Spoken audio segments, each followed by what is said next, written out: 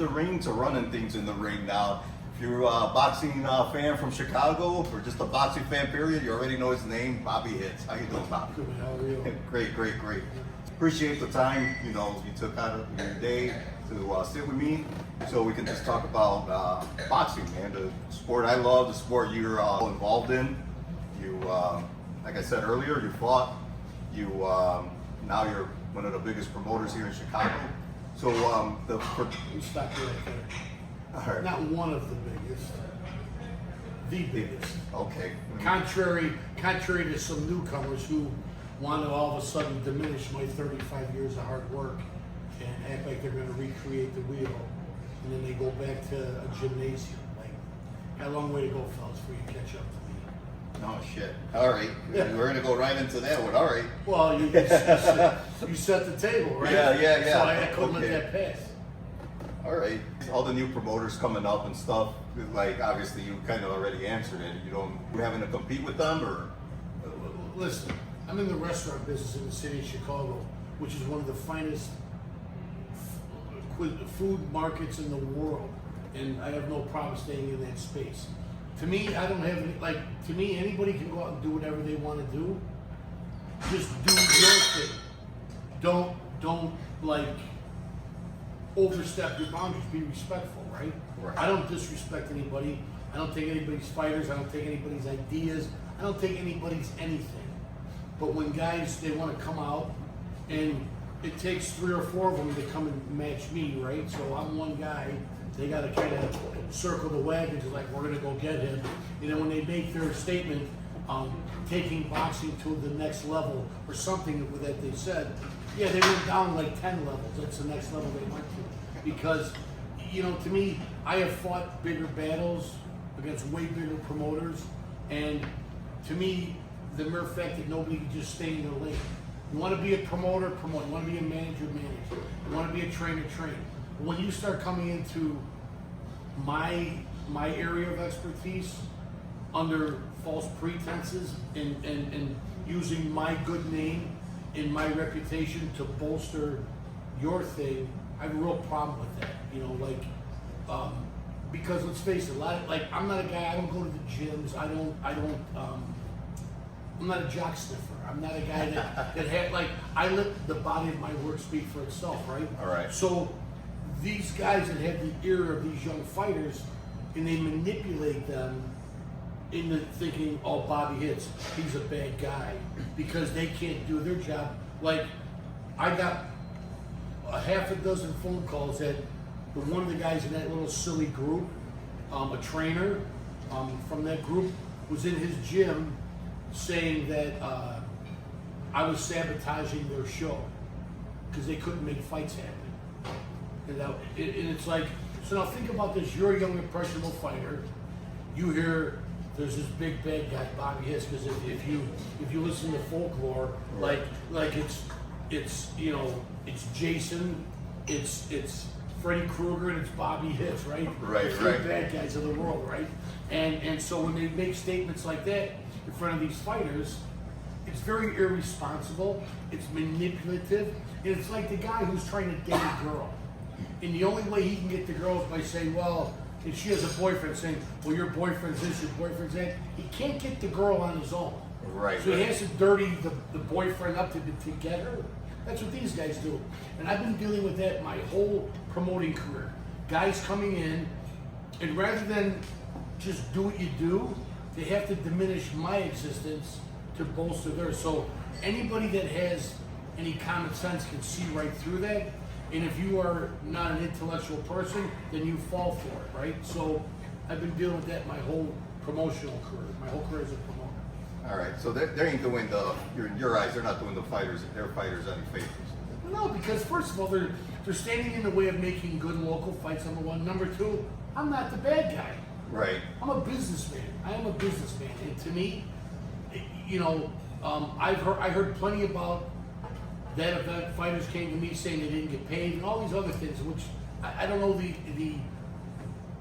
the nuance of it, because I really don't care. I don't spend time thinking about other people. Okay. I just do what I do.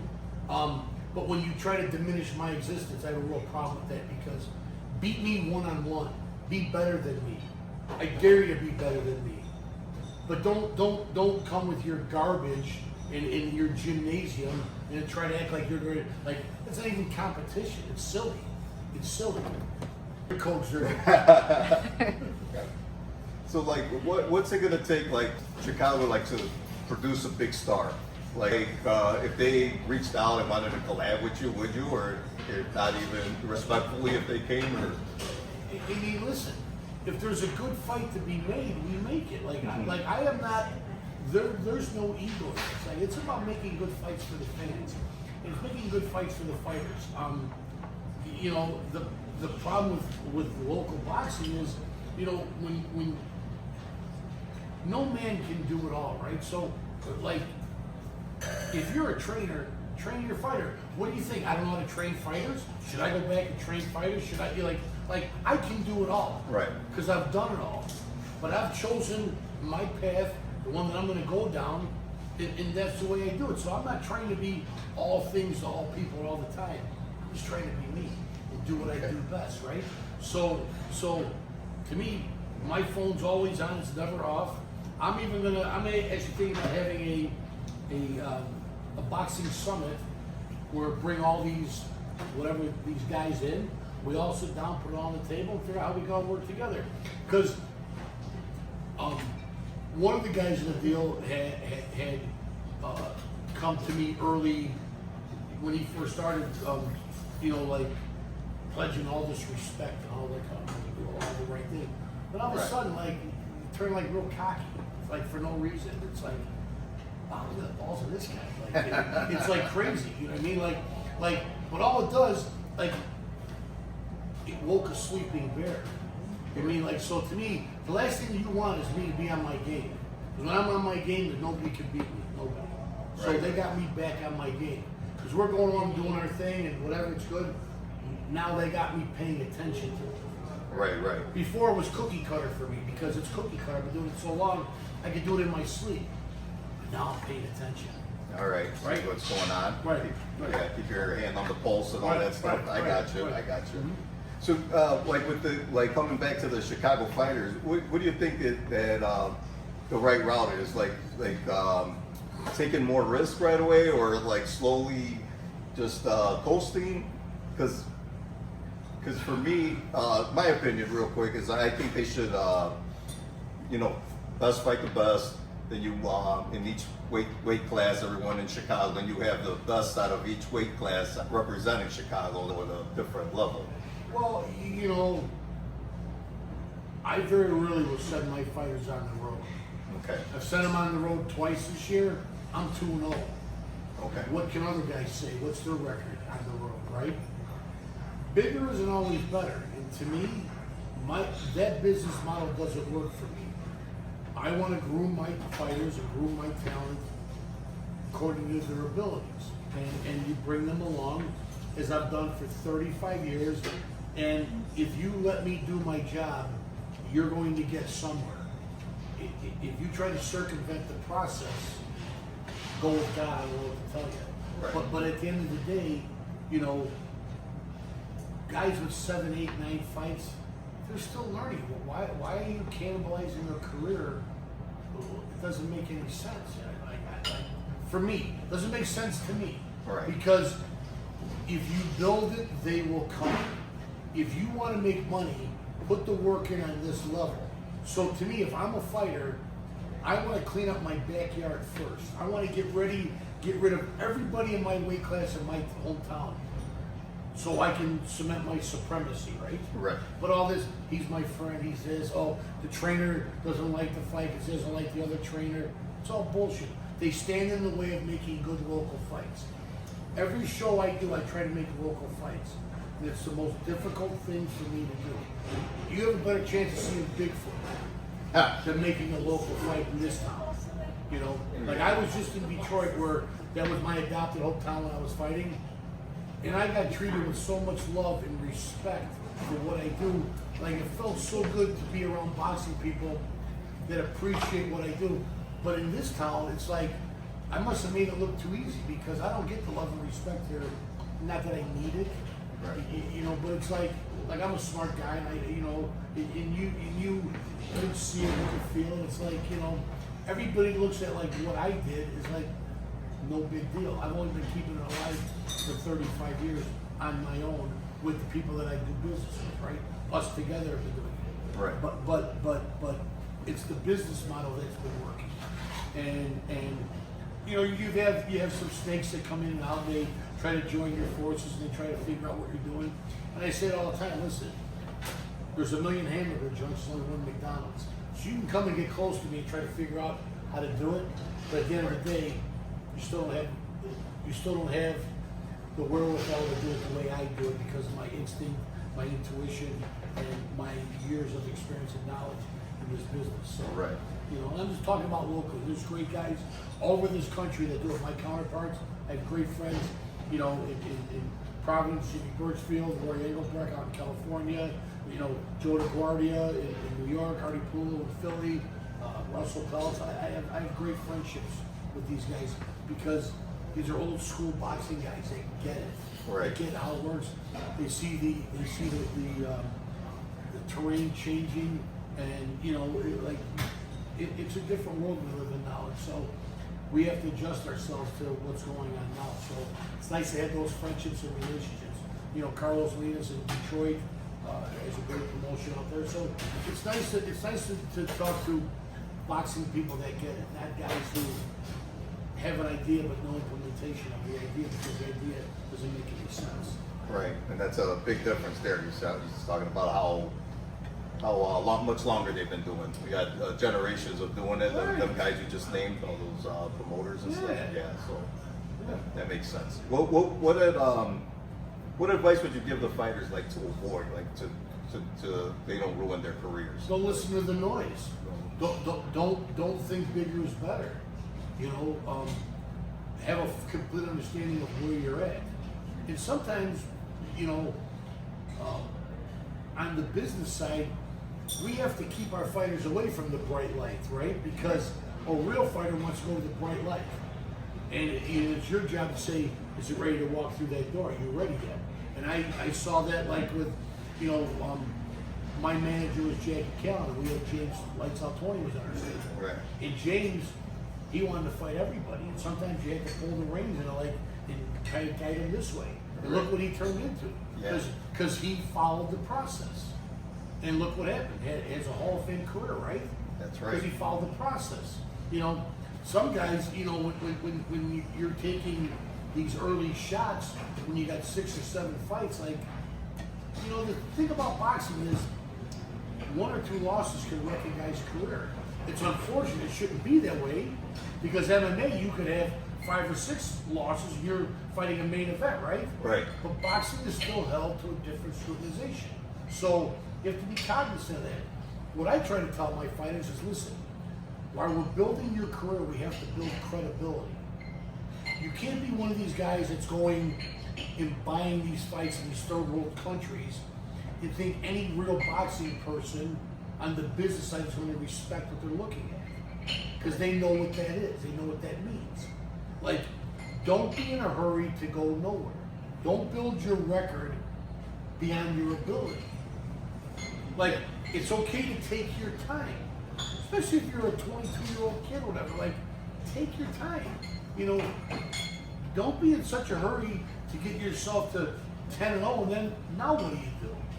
Because your 10-0 isn't a real 10-0 and now your next step could be walking off the cliff, right? Right. So, to me, I equate it to the old fable, the tortoise and the hare, and I would rather be the tortoise. I've operated my whole career that way as the tortoise.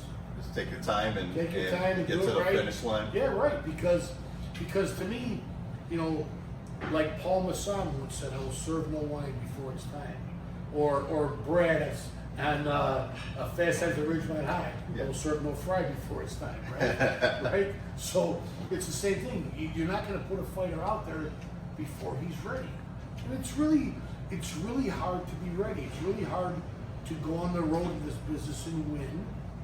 That's a really difficult thing to do because it's all against you. And when you don't have you know, the crowd is different, the experience is different. It takes a special guy to go on the road and win. You know, not that it can't happen, Right. but you got to pick your spots. Pick your spots. I get that. Yeah. All right, and what, like, you've done both, box, promoted, everything. Like, what do the people not know, like the behind the scenes thing that you could give out right now? Being a fighter is much easier than being yeah, much easier. And when I make that statement, fighters look at me like I'm crazy. I'm not crazy, trust me. Yeah. I would trade places with a fighter any day. Number two, what they don't know. Under my umbrella, you cannot be taken advantage of. That's the biggest misnomer too. Like I'll meet with a young fighter and they'll say, I don't want to be taken advantage of. Like, at this point in your career, you have nothing that can take advantage of for, right? Right. So you're going to get paid what you're supposed to. You're going to get the fights you're supposed to. You're going to develop the way you're supposed to. So that's another misnomer. You know, how you get taken advantage of is by being mismanaged and being put into a fight on the road you're not ready to be in just because you want to be part of something, right? Right. That's how you get taken advantage of. So that's one thing that you'll never, if you look at my resume, you don't see a lot of that ever. All right. You know, that's how fighters get taken advantage of. And then who's big up and coming in Chicago that people should be talking more about? There's a bunch of guys. You know, everyone from Eric Emery to Deontay Pettigrew to Lucas Moldenauer to Eddie Oliveras to a whole host of guys. There's a lot of good fighters out there. Yeah. You know? Yeah. There's a lot of good fighters. Those are young guys too. Yeah, young guns. The young guns. Mario Sandoval. You know, there's. I don't know these other guys. Like I don't know many of these other guys that are outside of my stable. Like I don't know them. I don't go to other shows. I don't do that. You know, so. Not out scouting. No, I'll be honest. I've never. If somebody doesn't call me to become part of what I'm doing, I don't pursue anybody. I don't ever go and try to court somebody ever. Right. No. They come to you and then you do business with you. You know, they come to me because we have I either have a relationship with their manager or their promoter or whatever. You know, I have great relationships in Detroit. I have Hunter Lee, who's with Clark, he's from Canada. You know, Marlon Heritage, who's a great kid in middleweight, just came off a gigantic win on the road, knockout of the year, Canada. You know, so I have some good Leslie Rivers. I have some good fighters like that because they live in another state, yet they see the beauty in what I do when my own local guys don't see that. Right. I mean, they should when they see everyone coming from Detroit and Canada. Well, unfortunately, they think that there is a Bobby Hitz in every city, you know, and you know, some places do, some places don't. But to me, all I could do is give my 110% to a fighter, be honest to them. And anybody that says otherwise, I'll debate them all day long because anyone that says that anything that other than that about me is outright lying. Outright lying. I'll take an oath right now on the Bible. I believe it. So when you know certain guys who train fighters in this city in Indiana try to diminish my experience, I really, it's so distasteful and it puts a bad taste in my mouth because it's not true. It's not accurate. Right. The mere fact that you think I want to spend any time killing someone's fight, please give me. You're not that important. Like when they make statements like that, it only puts more importance on them in front of their minions, right? Yeah. To make them think like, oh, they must be somebody if I'm paying attention to them. Right. And I know I've brought it up a couple times, but I want the point to hit home. I don't give a fuck about you. Really. I think it hit. Right. Right off No, the red I just want to hit it button. home. I really do. Gotcha. Because I take it personal when someone tries to diminish my reputation. You know. Right. It's just not nice. All right. So, I mean, when it's all said and done, like what more would you want to accomplish that you already more than what you already have in this sport of boxing? I want a world champion. My goal right now is to see Deontay Pettigrew become a world champion, to see Eric Emery become a world champion, to see these young fighters under my umbrella become a world champion. That's my goal. And I said it in one of my first interviews back in the early 90s. I want to make a local kid a world champion. I've gotten a handful of guys to the championship. I just didn't win. But you know, that's the one thing that's missing.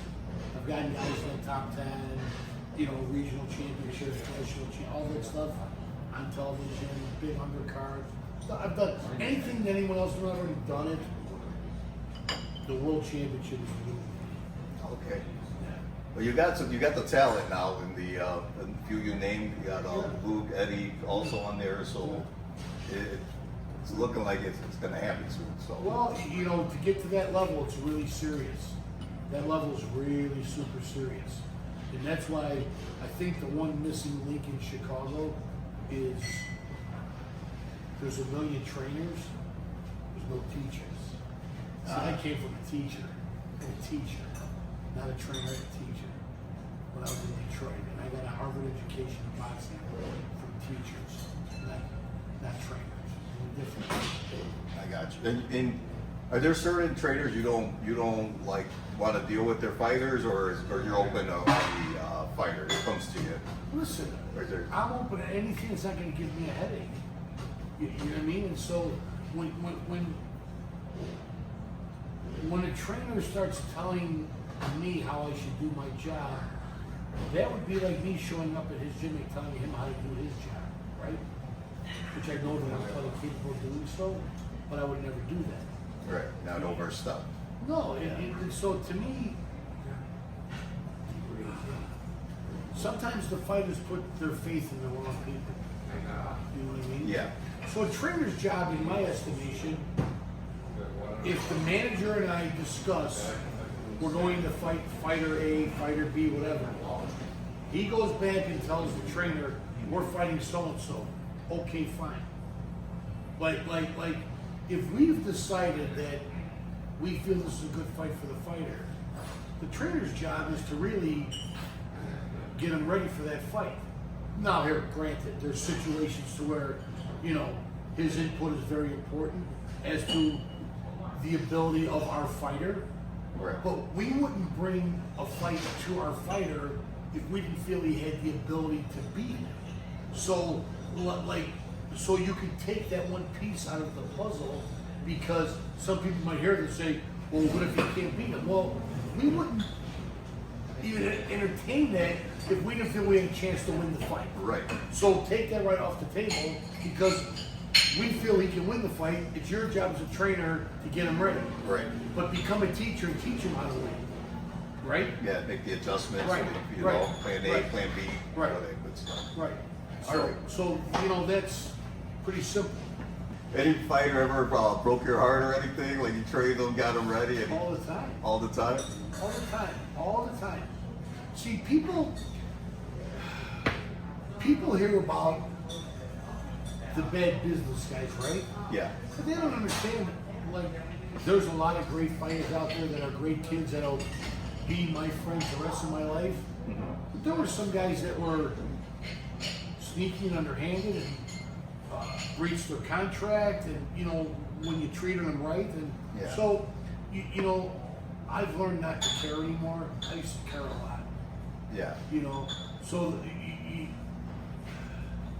man, you get your heart broken. I actually had this conversation. I was just in Detroit for a fight this weekend, All right. and I had this conversation with a young guy who was disturbed that his fighter left, went to someone else, and I heard him giving this guy some, like, a real abusive verbal beating. And I told him, I said, come here, man. I said, you know what? You're a young guy, so you're better than that. I said, these fighters will break your heart. Don't get that invested. Don't get that. Get invested in the guys you know you should invest in. You know what I mean? Like, for me, like a guy like Mike Hollywood Jimenez. Yeah. Was my guy, man. And, you know, him and I never had a contract. Never. Oh, I didn't know that. We had a handshake. Yeah. There's other guys who need to have contracts because of the outside world. So I like to get contracts on guys, not because I don't trust the fighter, it's because I don't trust everybody on the outside, because all they do is they get on this thing and they'll go directly to your fighter on social media. Right. And they circumvent the protocols of this business. I got you. So I've been boxed a lot from fighters, and I've always asked them, who represents you? Do you have a trainer? Do you have a manager? Do you have so and so?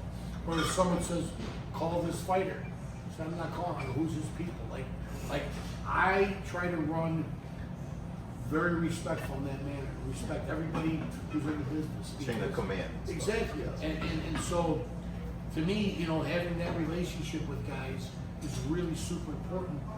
A contract is only as good as the guy that signs the paper, right? Right. So if you have larceny in your heart, paper or no paper, you know, so, but I'm over getting my heart broken by women and by fighters. I'm done.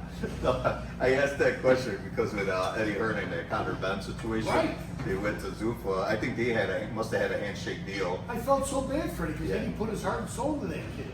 Here, trust me, I got a million stories like that too, Yeah. and I felt bad for Eddie because Eddie put it for that kid.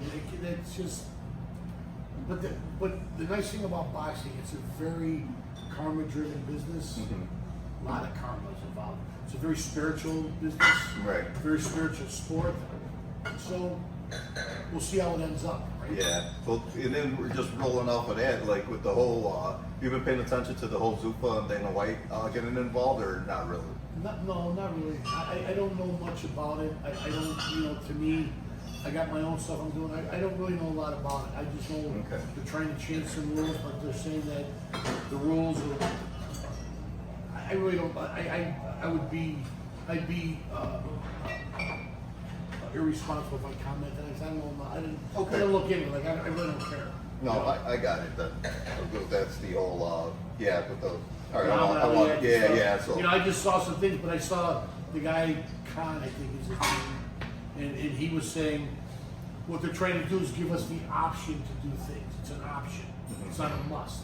But some of the stuff that I saw, you know, like the guaranteed money per round, it's been more than that for a long time. So some of that stuff is like fluff, but like what they're doing, I don't know what they're doing or how they're doing it. But Right. I wish them a lot of luck. Yeah, I mean, it's only going to help. Like get some bigger names and more money pushing boxing. It's gotta help it more than. But you know, as long as it's that's the one thing about boxing. We are the only professional sport that's governed by federal government and local government. If you think about that, we can't. Here, I can't run my business until the commission tells me I can have the date to do my job. I can have these fighters on my show. I can have at this certain time. Everything that I do in my business, I'm told what to do. Like I don't have, like in my restaurant here, Rosebud and Lamont. In my restaurant, it's like them telling me, this guy can be your customer. Oh no, that guy can't. You can sell spaghetti meatballs, but you can't sell a steak. Like, think about running a free enterprise, but being told what to do.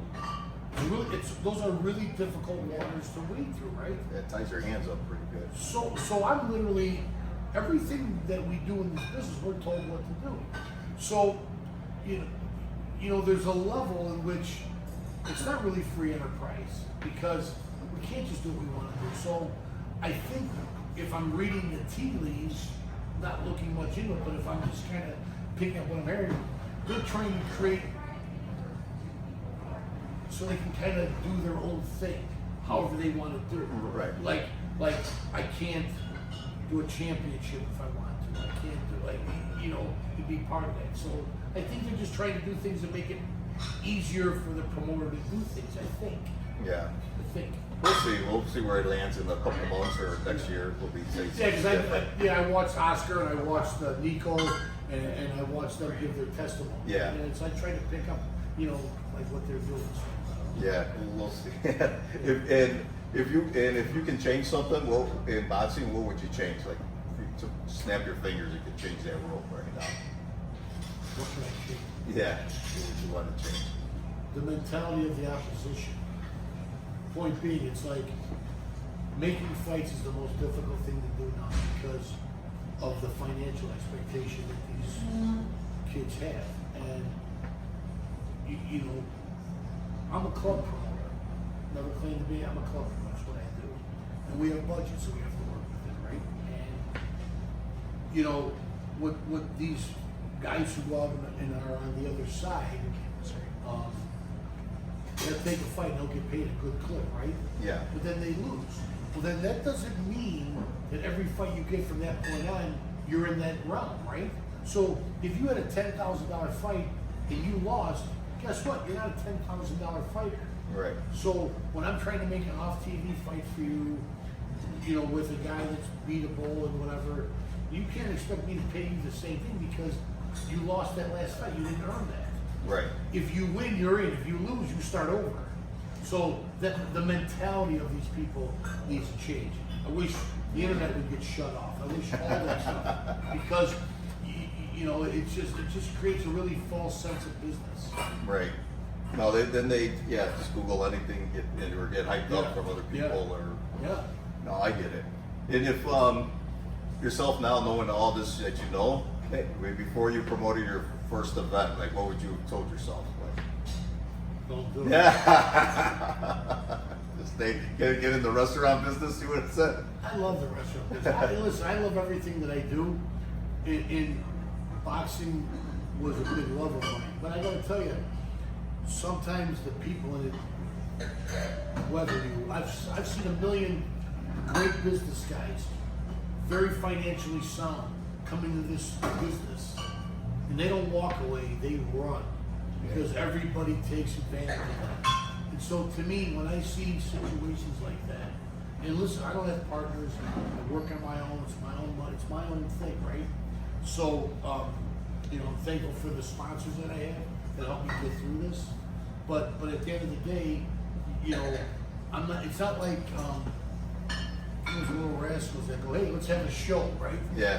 Like I put my heart and soul in it, but I gotta tell you, when you deal with bad people, it numbs you to the process. And so, I had a guy tell me a long time ago, I was young in the business, and he said to me, stay as sweet as you are. And what he meant by that is don't become callous to the surroundings of what this business will do to you. Right. This is an old boxing guy. And I've had the pleasure of being mentored by some of the greats. You know, Emmanuel Stewart encouraged me to be a promoter. Just a really, I've had a great experience with everybody. Great. That's awesome to hear. And your event, are you going to have any more at Rockford?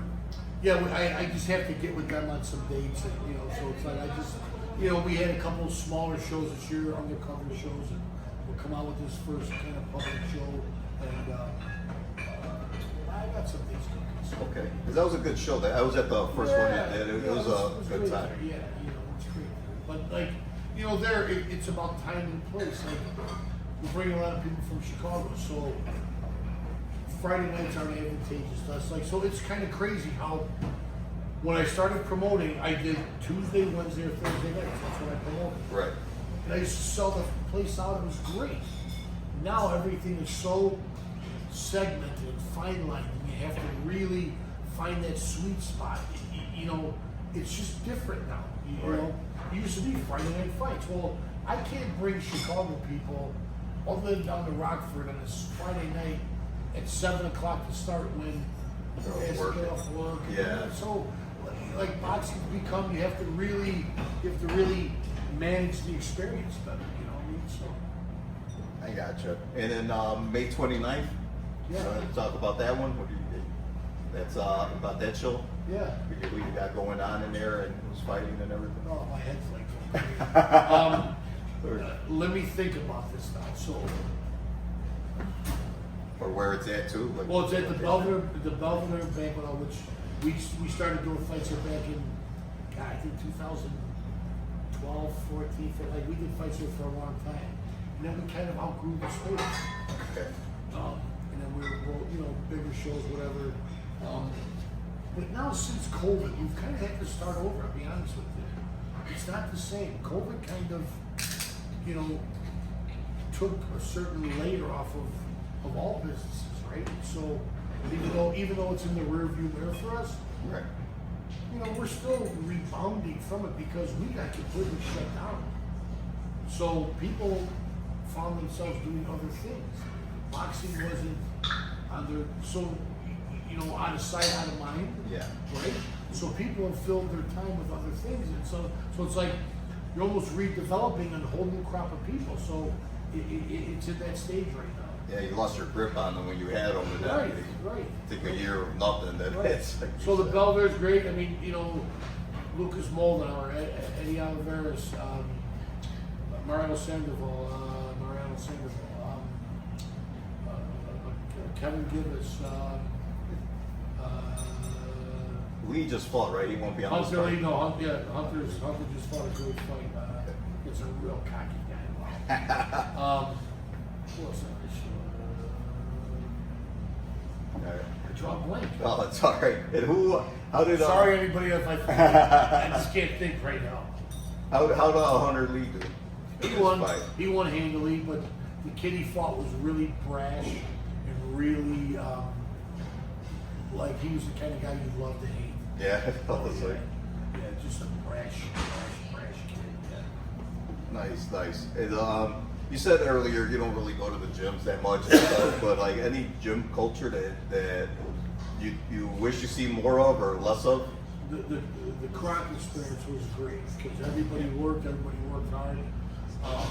Here locally, you know, I think Rick Ramos has he has a very good structured environment. He very hands-on.